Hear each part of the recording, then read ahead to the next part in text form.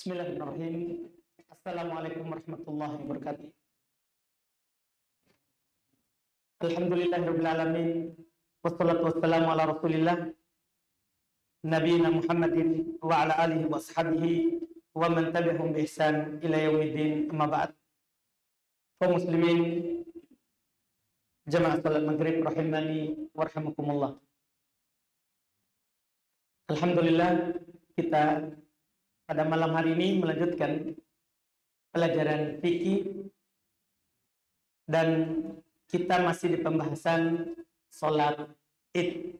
Insya Allah kita selesaikan di malam hari ini karena sisa beberapa masalah yang belum sampaikan di pembahasan sholat Id ini. Kita sudah bahas di pertemuan yang lalu sunnah-sunnah dalam sholat Id. Seperti kita sudah sebutkan, kalau pada Idul Fitri kita makan dulu baru berangkat, Idul Adha kita makannya setelah pulang, kemudian mandi, pakai parfum, berbersih. Demikian pula hal-hal lain yang disunahkan. Dan paling terakhir beliau katakan bahwa dalam sholat Id itu adalah tanpa adzan dan tanpa iqamah. Ini yang paling terakhir kata beliau, fasalla bihim rak'atain. Imam sholat Id, apakah Idul Adha atau Idul Fitri, sholat bersama makmum itu 2 rakaat. Bila adzan wal iqamah, tanpa adzan, tanpa iqamah. Ini dalam sholat Id. Bahkan tanpa ucapan as-sholatu jami'ah. Karena datang dalam riwayat Nabi dari Nabi Sallallahu Alaihi Wasallam, riwayat Imam Muslim dari sahabat Samurah ibn Jundub, beliau berkata, "Shallaitu ma'a Rasulillah al-Idain, ghayra marra wala marrat." Saya sholat bersama Rasulullah, yaitu sholat 2 Id, bukan sekali, bukan 2 kali. Artinya beliau ingin katakan beliau sholat bersama Nabi itu banyak kali dalam sholat Id. Bukan sekali, bukan 2 kali. Bi ghairi adzan wal iqamah. Tanpa ada adzan dan tanpa ada iqamah. Iya, enggak ada panggilan khusus untuk sholat Id. Karena semua orang dianjurkan untuk keluar ke lapangan atau ke tempat sholat Id. Ke tempat sholat Id. Kemudian kata beliau, mulai dari pembahasan sekarang adalah cara sholat Id. Yukabbiru fil ula sab'an bi takbiratil ihram. Takbir yang pertama, di rakaat pertama, itu dengan 7 kali takbir dengan takbiratul ihram. Dengan takbiratul ihram di sini para ulama bahas dan mereka berselisih pendapat. Apakah 7 di sini bersama takbiratul ihram atau 7 di sini selain takbiratul ihram? Jadinya 8. Para ulama fikih berselisih. Kalau mayoritas ulama fikih berpendapat, termasuk dalam hal ini orang-orang Syafi'iyah, itu 7 dengan takbiratul ihram. Sebagiannya lagi berkata tidak, ini 7 selain takbiratul ihram. Karena kedua 5 selain takbir perpindahan. Selain takbir perpindahan. Dan 2 pendapat ini masing-masing punya sisi kekuatan karena dalil mereka adalah sama. Satu dalil, yaitu hadis yang diriwayatkan oleh Imam Abu Dawud, disahihkan oleh Syekh Al-Albani rahimahullah, dari Aisyah radhiyallahu taala anha, beliau mengangkat ke Nabi sallallahu alaihi wasallam, dia katakan, anna Rasulullah sallallahu alaihi wasallam kana yukabbir fil fitr wal adha fil ula 7 takbirat. Wa fi tsaniyah 5. adalah Nabi Shallallahu Alaihi Wasallam. Kata Aisyah, belum biasa bertakbir di Idul Fitri dan Idul Adha. Pada rakaat pertama 7 kali takbir, pada rakaat kedua 5 kali takbir. Jadi penukilan 7 ini maksudnya selain takbiratul ihram atau masuk? Para ulama menyatakan selain. Ada yang begitu, ada yang bilang masuk di dalam. Masing-masing punya ihtimal. Iya, masing-masing punya kekuatan pendalilan. Karena ini dalilnya dalil global, dalilnya umum. Sehingga ya, kalau yang melakukan 7 dengan takbiratul ihram benar, dan yang melakukan 7 selain takbiratul ihram juga benar. Tidak disalahkan, tidak disalahkan. Waktunya khomsa. Adapun pada yang kedua 5 kali takbir. Siwa takbiratul qiyam. Selain takbir berdiri, tentunya kalau ini disepakati. Karena takbir berdiri itu saat kita dari tempat sujud naik, Allahu Akbar, sambil naik, itu takbir perpindahan. Setelah itu kita tambah 5 kali takbir. Terus kata beliau, hadisnya sudah lewat tadi. Kemudian kata beliau, rahimahullah, wa yarfa'u yadayhi ma'a kulli takbir. Dan dia mengangkat tangannya bersama setiap kali takbir. Dan yang berpendapat ini adalah pendapat mayoritas. Dan di sana ada yang berpendapat seperti yang dinukil dari sebagian orang Hanabilah, pengikut Imam Ahmad, bahwa yang mengangkat tangan itu hanya sunnah di takbir pertama. Itu takbiratul ihram, Allahu Akbar. Setelah itu tidak angkat, hanya takbir, Allahu Akbar, Allahu Akbar, Allahu Akbar sampai 7. Ya, rakaat pertama, rakaat kedua 5. Tanpa angkat tangan.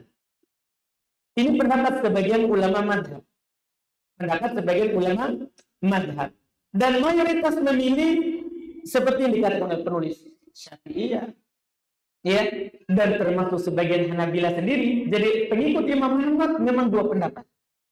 Pengikut Imam Ahmad 2 pendapat. Tapi mayoritas ahli fikih ya adalah mengangkat tangan dalam setiap kali takbir. Dan ini yang benarnya insyaallah taala. Kenapa kita pilih ini?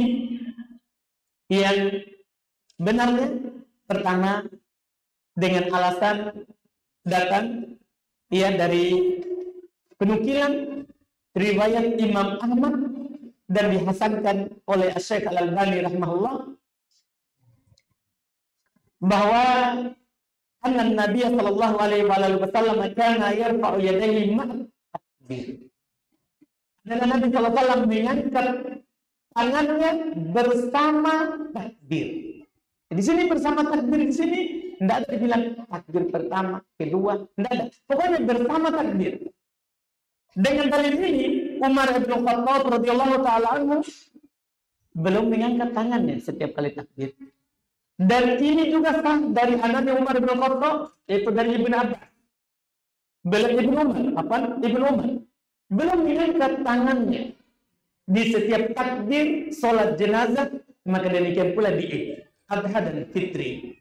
Tidak ada sahabat lain yang menyelisih mereka, maka ini adalah hujjah. Maka ini adalah apa? Hujjah, bisa dipakai berdalil. Dan yang mereka lakukan tidak menyelisih Nabi SAW. Karena Nabi mengangkat tangan setiap bersama takbir. Nabi mengangkat tangan bersama takbir. Bisa takbir pertama, kedua, sampai ke-7, kemudian pertama sampai ke-5, dan kedua. Dan ini yang dipahami oleh Umar bin Khattab, demikian pula Ibnu Umar radhiyallahu taala anhum. Ini yang benarnya insyaallah taala pendapat mayoritas bahwa kita dalam salat ini angkat tangan di setiap kali takbir. Angkat tangan di setiap kali. Kemudian wa yahmadullah ta'ala wa yusalli 'alan nabi baina kulli takbiratain. Masyaallah. Dan dia memuji Allah, bersolawat kepada Nabi antara setiap takbir. Ini penukilan Nabi dia beliau dalam salat Id seorang setiap takbir memuji Allah dan bersolawat kepada Nabi. Ini madhab orang Hanabil. Demikian pula inilah yang dikatakan oleh Imam Syafi'i rahimahullah. Makanya kebanyakan masyarakat kita kan Syafi'i. Mereka kalau takbir mereka memuji Allah, ya, dan bersolawat kepada Nabi. Dan ini memang madhab fikih. Imam Syafi'i rahimahullah taala, ya, beliau jelas, ya, menyatakan yang seperti itu. Dan ini dipilih oleh Syekhul Islam Ibnu Taimiyah, ya, bahwa setiap takbir kita disunahkan untuk memuji Allah, untuk bersalawat kepada Nabi. Dan ini juga madhabnya, ya, di masalah fikih, ya, yang ditegaskan oleh orang-orang Hanabilah. Sementara, ya, orang-orang Hanafiyah pengikutnya Abu Hanifah, demikian pula orang-orang Malikiyah pengikut Imam Malik, mereka memilih takbir tanpa zikir. Itu Allahu Akbar tanpa ada yang diucapkan sekali. Kemudian takbir lagi, ya. Dan yang mereka pegang ini dipilih oleh Syekh Ibnu Taimiyah. Kalau Syekh Ibnu Taimiyah memilih tidak disyariatkan ada zikir antara takbir. Iya. Sementara Lajnah Imam, ya, yaitu Dewan Fatwa yang dipimpin oleh Syekh Ibnu Baz rahimahullahu taala, belum mengatakan disyariatkan untuk memuji Allah, bersalawat kepada Nabi antara takbir. Dalam hal ini siapa yang melakukan hal itu tidak masalah, tapi siapa yang meninggalkan itu kan tidak masalah. Siapa yang tidak berzikir di antara itu tidak ada masalah. Karena kenapa? Tidak ada dalil jelas terang dari Nabi SAW yang menganjurkan untuk bertasbih atau memuji Allah serta bersalawat kepada Nabi antara takbir itu. Jadi siapa yang melakukannya tidak ada masalah, dan siapa yang meninggalkannya itu juga tidak ada masalahnya. Dan ini, ya, yang disebutkan oleh para ulama fikih dalam masalah tasbih dan takbir serta tahmid dan bersolawat kepada Nabi antara takbir. Dan siapa yang tidak melakukannya itu dianggap lebih selamat. Dan yang melakukannya kita tidak katakan bid'ah. Tidak katakan apa? Bid'ah. Karena memang tidak ada penukilan dari Nabi di sini yang menunjukkan bahwa kita dianjurkan untuk membaca yang lain selain takbir. Kalau takbir jelas, Aisyah dan para sahabat yang lain menukil bahwa Nabi bertakbir.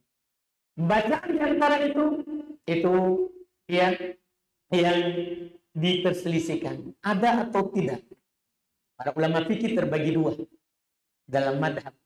4 madhab itu terbagi dua. Kalau Hanabilah, Syafi'i baca. Malikiyah, Hanafiyah tidak. Ulama sekarang pun begitu juga.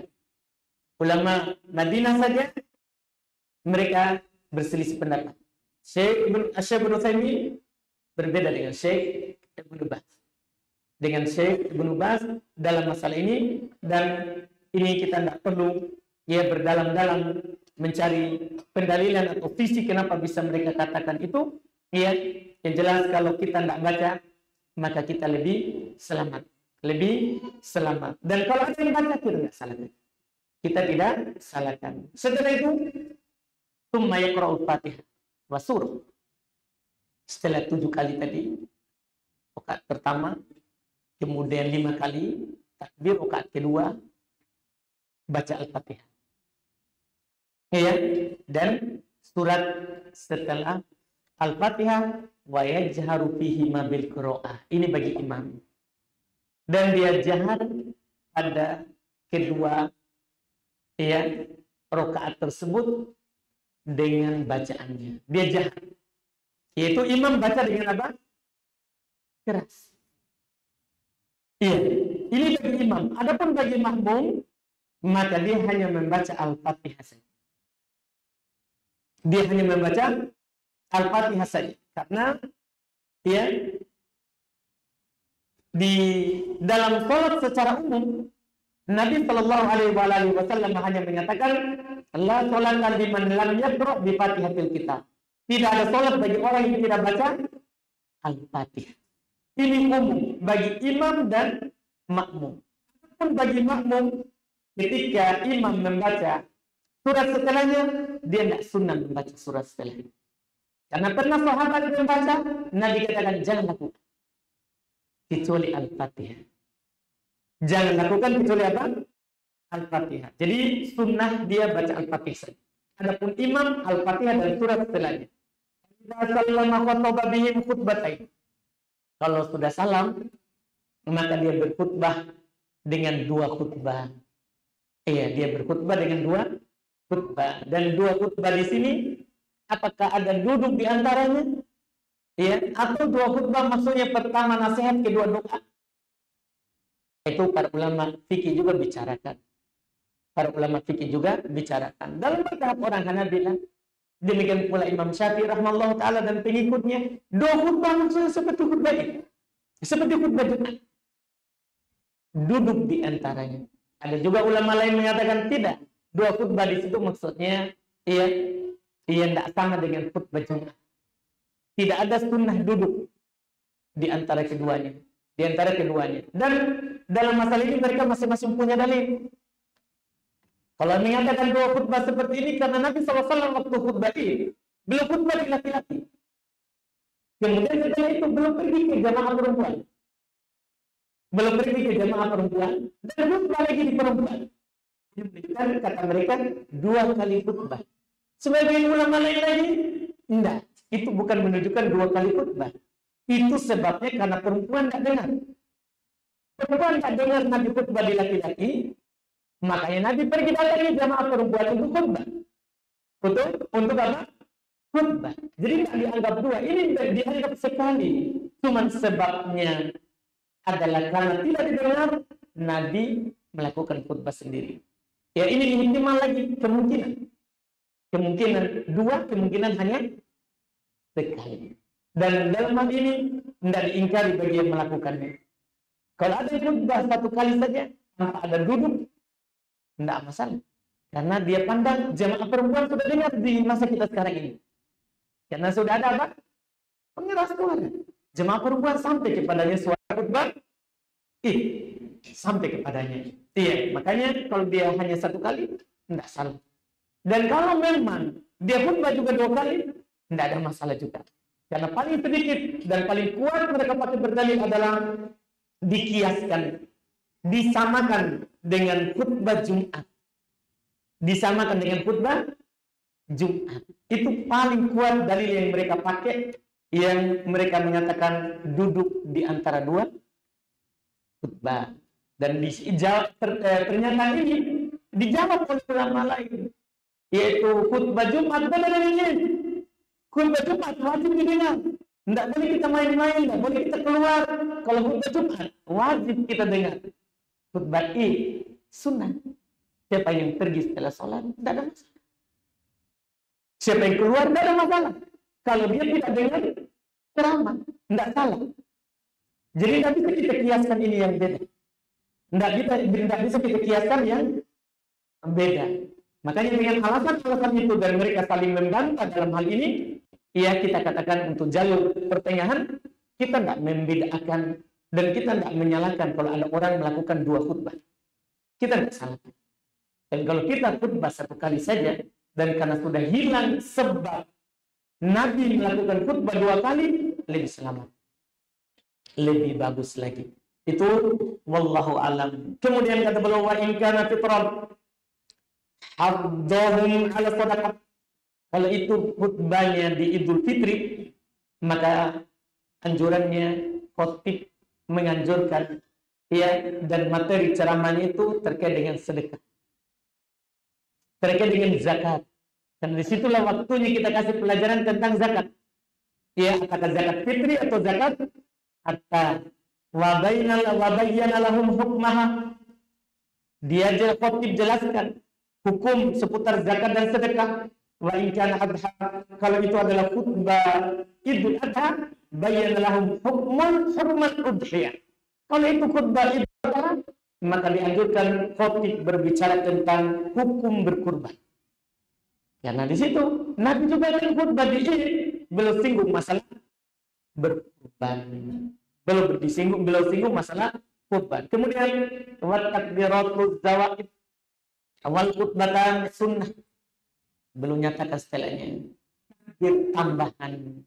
Jadi kan saya bilang, penulis bilang takbir pertama setelahnya 7 kali takbir. Rakaat pertama 7 kali takbir. Rakaat kedua 5 kali takbir. Apa hukum takbir tambahan? Itu tambah 7 tambah 5. Apa hukumnya? Takbir tambahan tadi sunnah. Kalau ada orang hanya takbir pertama, Allahu Akbar, itu dia tidak takbir. Dia tunggu imam baca Al-Fatihah, baca surat, kemudian ruku, dia takbir. Sah sholat idnya. Karena hukum takbir tambahan dalam sholat id sunnah. Tidak wajib, tidak berdosa kalau orang tidak lakukan. Demikian pula wal khutbatan sunnah. Ini khutbah id mendengarkannya sunnah. Juga hukumnya sunnah. Kemudian beliau berkata wala yatanaffalu qabla sholatil id wala ba'daha fil mawdi'iyah. Masyaallah. Tidak ada sholat sunnah sebelum sholat id dan tidak ada sholat sunnah setelah sholat id di tempat. Kecuali sholat idnya di masjid, ya kita sholat sunnahnya apa? Tahiyat masjid. Ada pun sholat sunat id tidak ada. Tidak ada kabianya, tidak ada qobliyahnya. Wa man adrakal imam qabla salam. Siapa yang mendapatkan imam sebelum salam, anggaplah dia datang sekarang terlambat, imam sudah sholat, dan dia dapati sebelum salam, kamaha ala sifatiha, maka sah sholat idnya. Dia sempurnakan di atas sifat sholatnya tadi. Jadi dia berdiri, kalau dia dapat rakaat pas sebelum salam, maka dia berdiri takbir 7 kali rakaat pertama, rakaat kedua 5 kali. Wa man fatahu fala qada alaihi. Masyaallah. Siapa yang luput salat id, kontrol dia terlambat sekali luput, tidak dapat imam, maka tidak perlu dia qada. Tidak wajib qada baginya. Wa in habba salat tatawwur. Kalau dia memang suka senang ini, maka salat, dan itu hukumnya sunnah. Karena sholat id hukumnya bukan fardu ain. Sholat id fitri idul adha bukan fardu ain. Fardu ain itu bukan, maksudnya wajib untuk setiap orang. Sholat id itu hukumnya adalah apa? Fardu kifayah. Habis? Baik. Jadi siapa yang mau boleh dia pondok, tidak wajib bagi. Sholat tatawwu', sholat sunnah, insya rakaatain. Terus ini Masya Allah bebas ternyata dilakukan. Kalau dia mau dia lakukan 2 rakaat. Kalau insya arba'ah, kalau dia mau dia boleh lakukan 4. Kalau insya Allah ala sifatnya. Kalau dia juga mau boleh dia sholat seperti sholat id persis ketika kodok. Jadi boleh sholat sunnah biasa 2 rakaat, 4 rakaat. Atau boleh kita lakukan seperti sifatnya apa? Sholat id. Bisa? Sedikit lagi. Enggak bisa? Baik. Alhamdulillah, ternyata enggak bisa lanjut ini.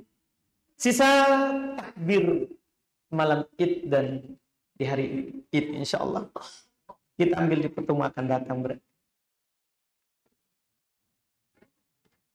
Karena katanya banyak pertanyaan. Ini keluar dari kantong tak? Alhamdulillah. Orang titip. Alhamdulillah. Saya kira dari rumah. Ini ada katanya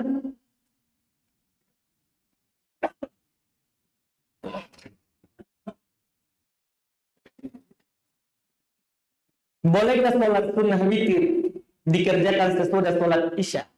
Boleh.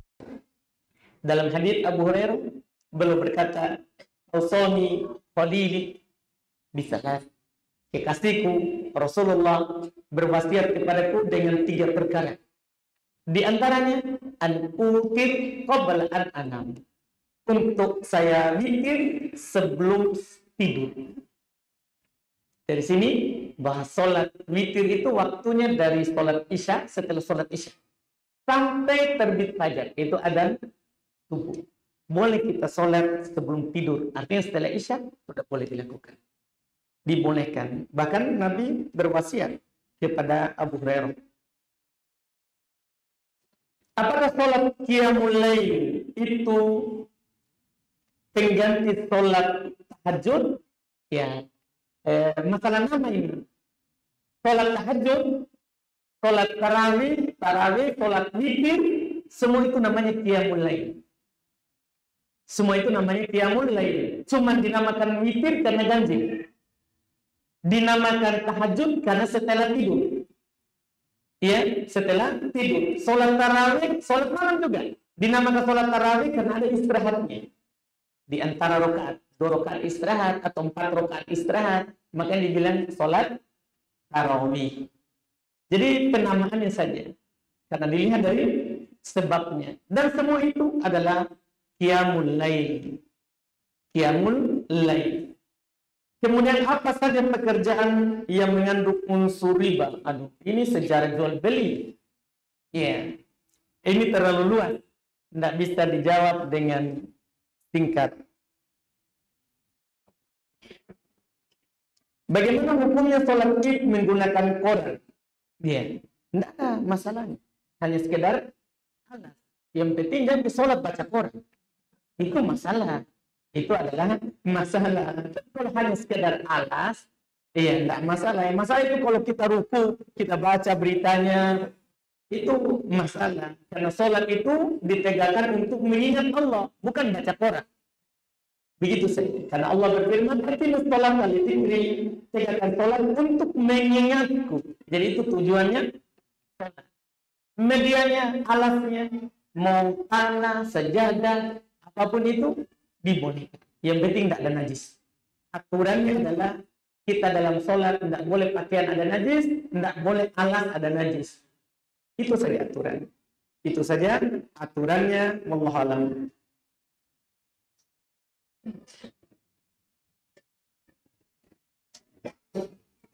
Bagaimana hukum mengikuti acara kuliner yang di dalamnya ada musik? Bagaimana status penghasilan yang diperoleh dari acara tersebut? Siapa yang buat musik? Kita atau memang di tempat itu? Memang sudah ada musiknya, kita masuk atau tidak? Iya, itu dilihat. Kalau bukan kita yang membuat musik, kita cuma penjual. Kita cuma penjual. Maka halal penghasilannya. Tidak ada hubungannya dengan musiknya orang. Kecuali kita yang putar musik. Maka ini juga halal, tapi kita berdosa. Halal, tapi kita berdosa karena kita putar musik. Karena yang selama jualan kita adalah jualan yang halal, maka halal hasilnya. Cuman kita berdosa karena kita putar musik. Karena kita putar musik. Iya. Kita berdosa dengan hal tersebut. Wallahu a'lam.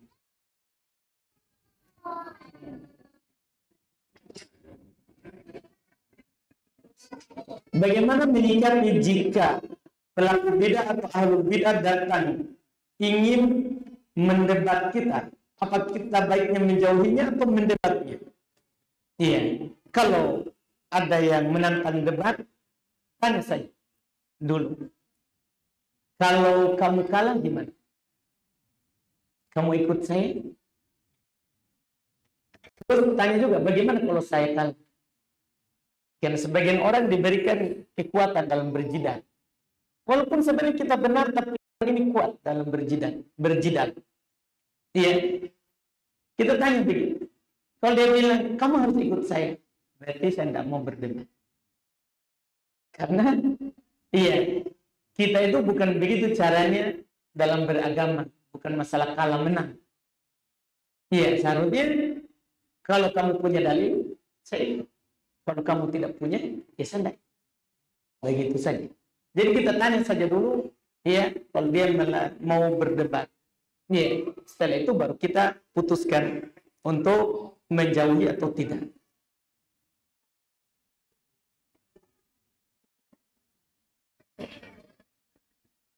Bagaimana hukumnya ketika ada seorang ahlul bid'ah yang maju jadi imam? Apakah kita sebagai makmum menariknya mundur? Kita biarkan. Masya Allah. Kalau itu masjid kan, silahkan kita tarik mundur. Kalau masjid kan, kalau masjidnya orang, masjid umum, tidak ada urusan seperti itu. Tidak boleh kita tarik. Ya, apalagi kalau itu adalah imam rawatib, sholat saja di belakangnya. Sholat saja di belakangnya. Kalau dia benar, alhamdulillah, pahalanya untuk dia dan untuk kita. Kalau dia salah, dosanya dia yang dapat, kita tetap dapat pahala dari sholat kita. Iya, tidak usah kita ribut-ribut dalam hal itu. Ustaz, saya ketika bertemu dengan teman sekolah saya yang perempuan, selalu sering panggil saya karena dekat, tapi tidak ada hubungan lebih. Bagaimana hukumnya, Ustaz? Iya, nggak tahu. Iya, gimana hukumnya itu?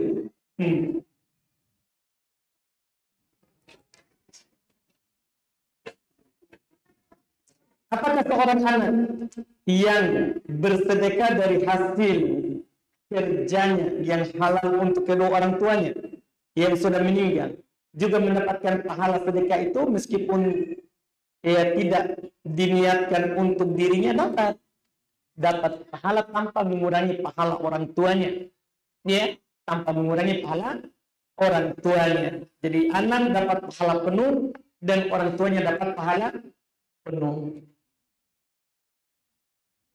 Apakah boleh menyentuh langsung kelamin atau dubur orang tua yang sakit saat dibersihkan? Boleh. Iya, tidak masalah. Dan itu dibutuhkan. Itu namanya hajat.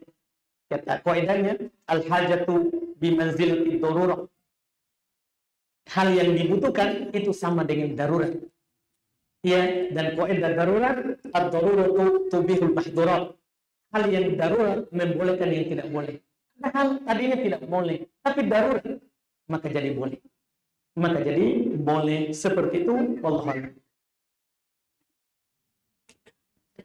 Bagaimana menyikapi mertua yang ingin ketika anaknya hamil di hakikat melakukan berzanji, sedangkan kami ingin sesuai sunnah dan mertua kami sangat tegas dengan hal ini. Mohon nasihatnya Ustaz. Iya, kita nasihati saja dulu mertuanya. Kalau diterima, alhamdulillah. Kalau tetap dia lakukan seperti itu, maka kita tetap beli 2 kambing, kita jalankan. Masalah acaranya dia yang tanggung. Dia yang tanggung. Karena sah akidah kita dengan memotong seekor kambing, 1 anak perempuan, 2 ekor kambing, 1 anak laki-laki. Adapun acara yang dia ikutkan itu dosanya ya mertua kita yang paksakan acara tersebut. Iya, kita tidak berdosa karena sudah menasihat. Ada akhwat tetanggaku. Salah ini. Iya. Sudah lama belajar, tapi masih sering gibah. Mohon nasihatnya, Ustaz. Iya. Ada hadis dari Nabi SAW di masa sahabat, ya Rasulullah, ada seorang perempuan, dia rajin sholat, rajin berpuasa. Pokoknya dia beramal. Tapi tetangganya tidak aman dari lisannya. Tetangganya itu masalahnya. Tetangganya tidak aman dari lisannya. Kata Nabi, dia masuk neraka. Padahal rajin sholat, rajin puasa, rajin bersedekah, rajin dia beribadah. Iya, dia di neraka kata Nabi. Kemudian yang satu lagi bilang ada tetangga. Dia masya Allah, ya rajin sholat, ya rajin juga puasa. Dia bersedekah bahkan walaupun ya dengan ya maksudnya sedekah walaupun sedikit. Sedikit dia bersedekah, tidak bersedekah banyak. Terus tetangganya aman terhadap. Tetangganya aman. Maka kata Nabi, dia surga. Dia surga. Kalau ada yang seperti itu, ya jaga lisan. Karena Nabi Shallallahu Alaihi Wasallam beliau katakan, "Man kana yu'minu billahi wal yawmil akhir, fala yu'di jarahu." Siapa yang beriman kepada Allah dan hari akhirat, maka jangan dia ganggu tetangganya. Maka dia jangan ganggu tetangga. Wa man kana yu'minu billahi wal yawmil akhir falyukrim dhaifahu, wa man kana yu'minu billahi wal yawmil akhir falyaqul khairan aw liyaskut. Dan siapa yang beriman kepada Allah dan hari akhirat, kata Nabi, hendaklah dia muliakan tamunya. Dan siapa yang beriman kepada Allah dan hari akhirat, maka hendaklah dia diam, hendaklah dia berkata baik atau dia diam. Iya, kalau kita tidak bisa berucap baik, kita diam saja. Iya. Apalagi ia terkait dengan tetangga kita. Seorang wanita yang menjanda lebih dari satu kali dan meninggal dalam kondisi menjanda. Siapakah suaminya yang mendampinginya di surga? Suaminya yang terakhir. Yang mendampinginya di surga nanti suaminya yang terakhir. Yang bersamanya. Tapi kalau dia sudah cerai, ini yang masalah. Ya, itu yang dipermasalahkan oleh penanya. Ya, kita enggak usah urus lebih jauh. Itu urusannya Allah. Kita mau atur-atur lagi suaminya orang di surga. Ya, terlalu jauh sekali. Sudah peduli janda di dunia, peduli janda lagi di akhirat. Ya, urusannya Allah itu. Tidak usah kita terlalu jauh dalam hal itu. Sebagian orang kadang dia urus jauh sekali. Iya, pernah masuk pertanyaan di Syekh Shalal Fauzan, ya Syekh, itu Nabi Yusuf dia nikahi enggak Zulaikha? Tahu kan Zulaikha yang goda Nabi Yusuf, kemudian dia bertobat, istrinya itu raja. Kata Syekh, saya tidak tahu karena saya tidak hadir acara pernikahan. Ini kan orang kadang bertanya maksudnya. Intinya kita tahu dia nikah itu tidak. Itu kan masalah yang jauh.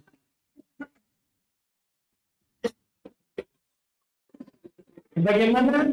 Sini apakah sholat taubat termasuk syarat diterimanya taubat? Tidak. Sholat taubat itu sunnah di dalam bertobat. Bukan kewajiban dan bukan syarat. Ya, bukan kewajiban dan bukan syarat. Siapa yang bersalah kemudian dia bertobat tanpa sholat pun diterima tobatnya. Bagaimana jika dalam setiap sholat kita senantiasa meminta ampun dan menyesali dosa-dosa? Apakah taubat kita diterima atau tidak? Tanpa melakukan sholat tobat, ya diterima. Seperti bilang tadi, diterima. Kita beristighfar, ya tanpa kita sholat tetap diterima tobatnya.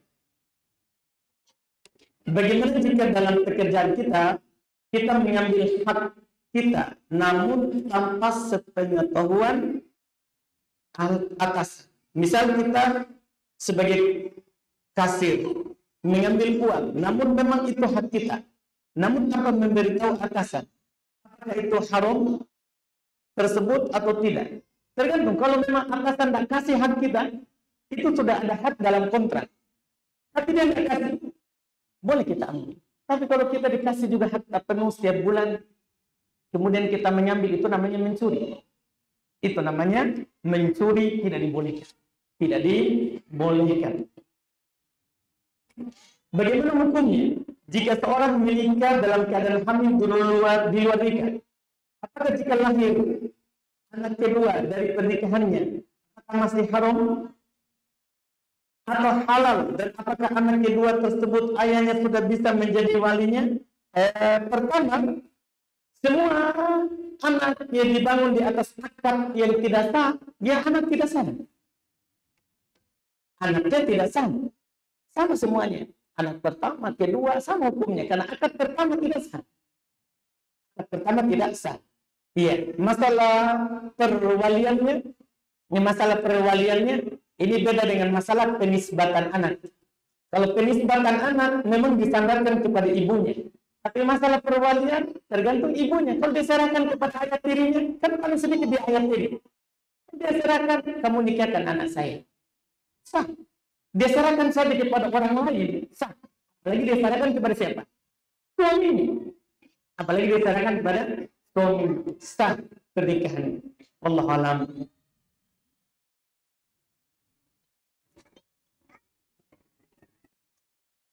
Ini saya takut melihatnya karena coba kita lihat ini apa? Masih cukup bisa? Kurang 2 menit, Masya Allah. Bagaimana bentuk cinta kita karena Allah terhadap teman? Karena Anas sedih Ustaz, teman yang dulunya bersama anak pergi ta'lim, namun sekarang dia berpaling dari hidayah. Mohon nasihatnya Ustaz. Ya, alhamdulillah kita tentunya ketika mendapatkan hal tersebut kita bilang alhamdulillah afani mimma talaqallahu bi. Alhamdulillah Allah menyelamatkan saya dari apa yang menimpa. Itu dulu yang pertama, kita bersyukur. Bukan bersyukur karena dia telah berpaling, tapi bersyukur karena kita masih tetap istiqomah. Itu bacaannya. Alhamdulillah alladzi afani mimma talaqallahu bih wa faddalani ala katsirin mimman khalaqa taqdila. Segala puji bagi Allah yang menyelamatkan saya dari apa menimpamu dan melebihkan saya dari kebanyakan orang yang diuji oleh Allah dan mereka tidak berhasil. Kita bersyukur pada Allah. Yang kedua, kita doakan teman kita supaya kembali ke jalur yang benar. Ya, kembali rajin lagi beribadah, rajin lagi dari taklim. Jangan boleh kita mencelanya, tidak boleh kita menghibahnya. Ya, bahkan kita harus mendoakannya. Ya, kita harus mendoakannya. Wallahu a'lam. Baik, kita cukupkan, masih ada pertanyaan panjang, tapi habis waktu, insya Allah jika ada di lain waktu kita bisa baca. Bisa taruh di kantong kan? Kantong sakti itu bisa keluar pertanyaan dari kantongnya. Alhamdulillah. Kita cukupkan. Alhamdulillah. Subhanallah. Asyhadu an la ilaha illa anta astaghfiruka wa atubu ilaik. Assalamualaikum warahmatullahi wabarakatuh.